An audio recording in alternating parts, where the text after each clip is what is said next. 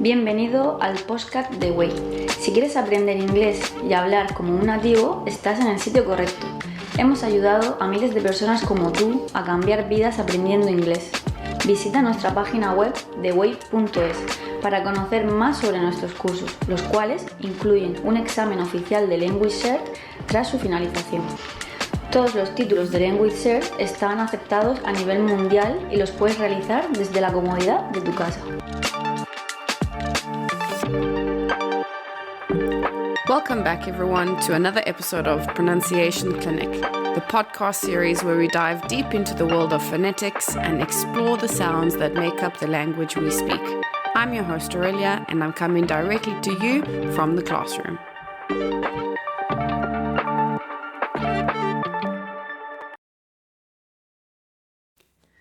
In today's episode, we're taking a closer look at a very lazy vowel sound, and that is sometimes difficult for students to master. The sound is called schwa. So, what is the schwa sound? I always tell my students to imagine the situation of when they are watching a game of tennis, right? Can you imagine those sounds when you're watching a very intense match and the tennis players are running from one side and they go, and right? It sounds weird saying it into a microphone, but I promise it makes sense in context, right? Those sounds, right, is a very emphatic, as in a very strong schwa sound. Basically, the schwa sound is just an sound. It doesn't use the jaw, the mandibular, or your mouth. It's just a sound that doesn't fall into any other category. It isn't a and a, e and e, o and o. It's just an sound. Some people say that it is a soft a as in umbrella, but that is its own categorical vowel sound. This is right? So let me give you an example. Usually when I tell students the word apple, they know that the first sound is a. But what is the second vowel sound, right? It's not an I sound. It's not apple. It's not apple, which is what a lot of my kids, what my little ones think, that when they want to spell the word apple, they go A-P-P-O-L, right? But it's an sound. It's a very short very lazy. Right? There is no strength in the schwa sound. It's quite weak. It has no accent. It is very reduced. It is not the strength of the word. It's not the stress of the word. There is no effort in the sound. It could be considered its own vowel sound if you consider that to be unspecific. The idea of doing these pronunciation clinic episodes is that eventually you'll be able to, look at a phonetic chart and be able to pronounce each word in the dictionary, right? Whenever you go onto Google or into a dictionary, they give you how the word is spelt and how it sounds phonetically. And this is important because in the schwa sound, for example, it is an upside down E, as in al revés. It looks like it's the wrong way, but that's just how it looks. But eventually, when you start looking at the phonetics of words, when you see that upside down E, you will know that it's the schwa sound. Then you won't need to pronounce words incorrectly or wait for a teacher or wait to hear it in a song or on the TV or whatever. It is helping you study more autonomously. So let's discuss why the schwa exists. When speaking fluently, we can't pronounce all the letters in the word or in the sentence because when speaking fast, it is more natural to shorten the word. So I'm going to use the example of something similar that happens in Murcia, where I am. It actually happens a lot in Murcia. For example, hasta luego becomes tal luego, where we shorten these words because it's more natural, more fluent for us to speak in this way. But in English, it's not so much for specific sentences, but more like vowel sounds that we put together.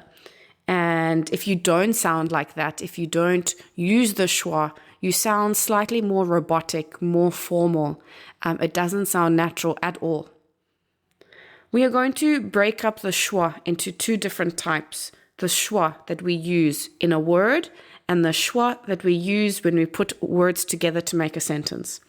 So let's break it up. Schwa in a word. The schwa sound is never the stressed sound, as I mentioned before. It is always the sound that makes no effort. For example, the word tomorrow.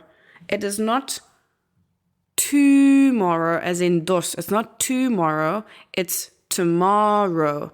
So the strength of the word is on the ma, right? But we don't over accentuate the to at the beginning. We don't say tomorrow, we say tomorrow, right? Let's look at some other words that we use it for the vowel sounds. If we look at A, the word atlas, it is spelled atlas, right? But we don't say atlas, we say atlas. E, for elephant, the word is, you could use the word elephant actually. It's not elefant, as it would be in Spanish. It's elephant. It's a L. It's just a quick L. Elephant. The word that I actually have prepared is enemy. It's not enemy, it's enemy. The same with I for ice cream. President, not precedent, it's precedent. O, this is a good one because you guys would say this quite often in your own speaking. I notice it a lot with my students. The word brother, mother, all right? It is not an A sound. It's not an O sound. It's an A, brother. What about you? The word support. We don't say support. We don't say support. It's just support. I've also included Y because sometimes a Y sounds like an I sound, right? The example that I have here is vinyl. Very popular to buy vinyls again, but it's not vinyl, it's vinyl. This is one reason why students have problems with spelling, unfortunately, because obviously in Spain, the way that you, or at least let's say in Spanish in general, for everyone that doesn't only live in Spain, the way that we pronounce words in Spanish, you say them phonetically. And I can use the example in my class with my C1s today, how to spell convenience. And I could very conveniently just say conveniente to say convenience. But obviously that doesn't happen in English. Like I said, apple sounds like it's apple, but it's actually apple. So very important to realize these kinds of things. And it even gets even more accentuated because there's a difference in pronunciation between, for example, UK British and American British and American English.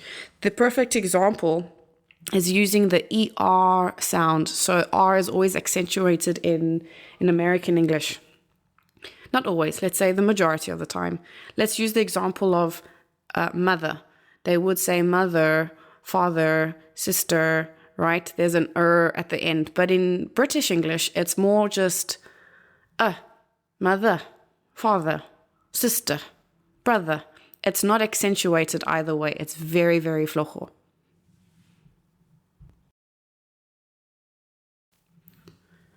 Let's look at how we use the sound, this lazy schwa sound, in a sentence. If we had to read all the words separately, it would be a cup of tea, a cup of tea. But it doesn't sound natural. And actually, very often you will hear British people say, fancy a cuppa, I'm having a cuppa, because they've taken the word and they've the sentence to mean a cup of, and they've turned it into cuppa, meaning a cup of tea or a cup of coffee. So we would just have the schwa at the beginning and the schwa after the word cup as well, a cup of tea, not a cup of tea. You wouldn't pronounce the f, right? A cup of coffee, a cup of tea. We also use it when we use the verb or the modal verb have. Could have, would have, should have. It becomes shoulda, coulda, woulda.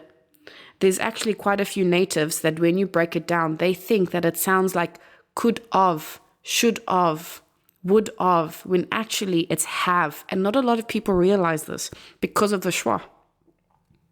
Something more popular and more common that people are realizing is when we use the word to, the prepositional to, going to, want to.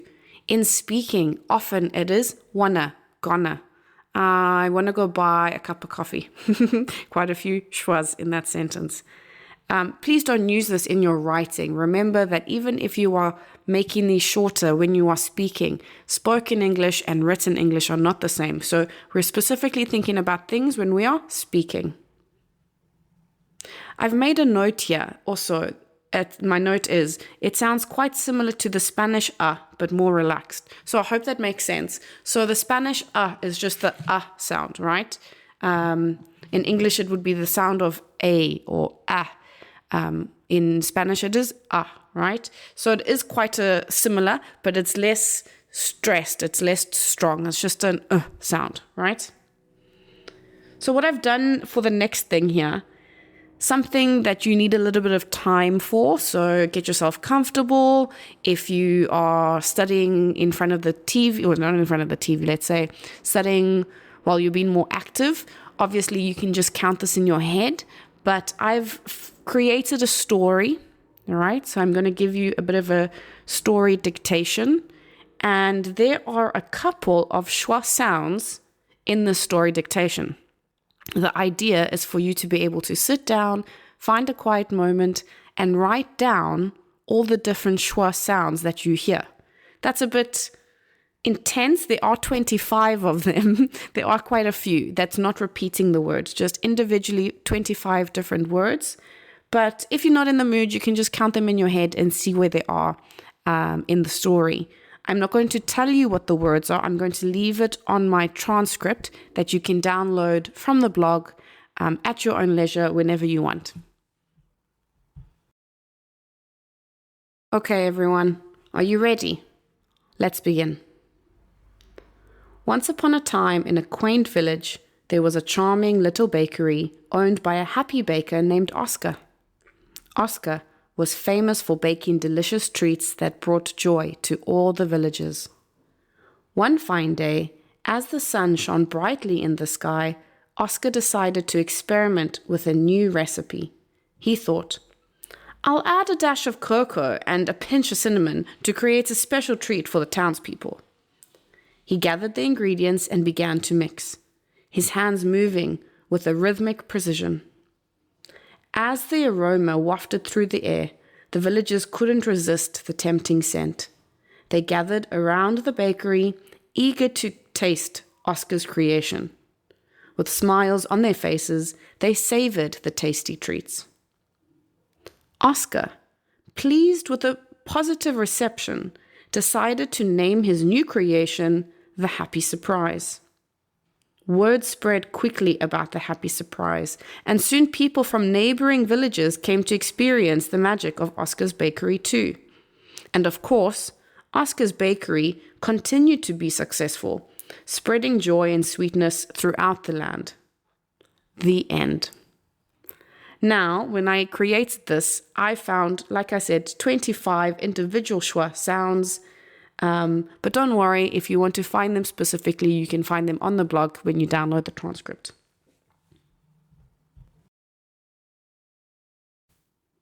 And that's a wrap. Thank you so much, guys, for coming and listening to today's Pronunciation Clinic podcast. We hope you enjoyed the exploration of the schwa sound. And if you have any questions or want to suggest future topics, let us know. You can reach us on our website or on our social media. Thank you for tuning in, and we'll catch you in the next episode. Until then, keep experimenting with the language and remember that practice makes perfect. Si disfrutó de este episodio y quieres llevar tus conocimientos de inglés al siguiente nivel, te invitamos a todos nuestros cursos online, desde A2 hasta C1, que incluyen un examen oficial de Language Cert que puedes realizar desde la comodidad de tu casa y que es aceptado a nivel mundial. Hemos ayudado a miles de personas como tú a cambiar su vida. Visita ahora theway.es y realiza nuestro test de nivel interactivo de manera gratuita.